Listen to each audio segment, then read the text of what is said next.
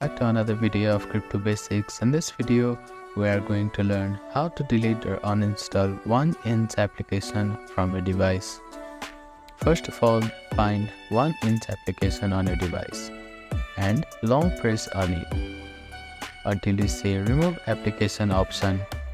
Click on it and you can see delete application.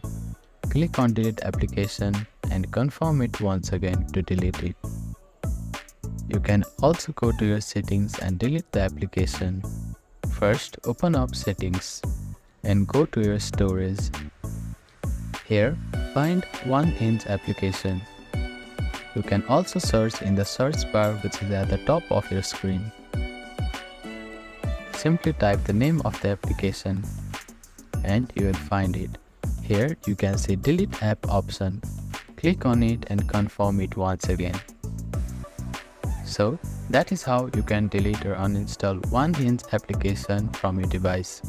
Thank you for watching this video. Please do not forget to like, share and subscribe to our channel and comment down if you have any queries.